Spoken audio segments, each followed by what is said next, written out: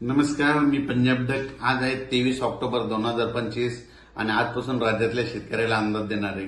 राज्यामध्ये आता पाऊस पडणार की नाही, पण राज्यामध्ये आज 23 ऑक्टोबर पासून बऱ्याच ठिकाणी राज्यात पावसाला सुरुवात होणार आहे. आणि आज नेमका पाऊस कुठे सुरू होणार आहे? आज लातूर जिल्हा झालं, नांदेड जिल्हा झालं, त्याच्यानंतर परभणी जिल्हा झालं, धाराशिव जिल्हा झालं, सोलापूर जिल्हा, सातारा, सांगली, कोल्हापूर या पट्ट्यामध्ये आज मध्यरात्री त्याला पावसाला सुरुवात होईल म्हणून हे अंदाज लक्षात येतात. पण 24 तारखेपासून ते 30 तारखेपर्यंत राज्यात दररोज वेगवेगळ्या भागात विखुरलेल्या स्वरूपाचा काही ठिकाणी जोरात पाऊस पडणार आहे, कुठे रिमझिम पडणार आहे, काही सोडून देणार आहे म्हणून हा अंदाज लक्षात येतात.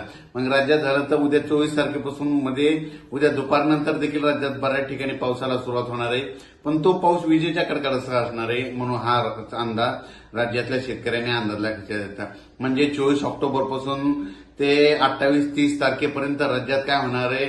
सुरुवातीला सांगू इच्छितो की नांदेड जिल्हा झालं, यवतमाळ जिल्हा झालं, हिंगोली जिल्हा झालं, परभणी जिल्हा झालं, लातूर जिल्हा झालं, बीड जिल्हा झालं, धाराशिव, सोलापूर, त्याच्यानंतर सातारा, सांगली, कोल्हापूर, तसेच पुणे, त्याच्यानंतर कोकणपट्टी पूर्ण, त्याच्यानंतर अहिल्यानगर, संभाजीनगर, जालना जिल्हा, त्याच्यानंतर इकडं वाशिम, हिंगोली ह्या पट्ट्यामध्ये काय होणार आहे? 24ला उद्याच्याला बऱ्याच ठिकाणी हा पाऊस पडणार आहे.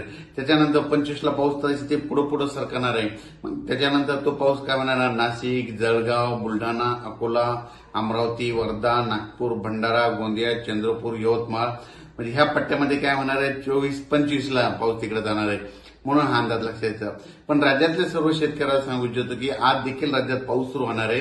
फक्त आज काय होणार आहे? लातूर जिल्हा, बीड जिल्हा, धाराशिव जिल्हा, परभणी जिल्हा, नांदेड जिल्हा या पट्ट्यामध्ये आज रात्रीच्याला बरेच विजाचे कडकडसह पाऊस आलेला दिसेल म्हणून हा अंदाज सर्व शेतकऱ्यांना लक्षात येतात. त्याच्यानंतर राज्यात सांगायचं झालं दररोज वेगवेगळ्या भागात पाऊस पडणार आहे म्हणून हा अंदाज लक्षात येतात. माझी शेतकऱ्याला विनंती, या पावसामध्ये विजेचं प्रमाण जास्त आहे, वारा देखील असणार आहे म्हणून स्वतःची काळजी घ्या. आपले पाळीव प्राणी झाडाखाली बांधू नका, कारण की राज्यामध्ये विजेच्या कडकडासह पावसाला आज रात्री त्याला काही ठिकाणी काही जिल्ह्यात सुरुवात होणार आहे.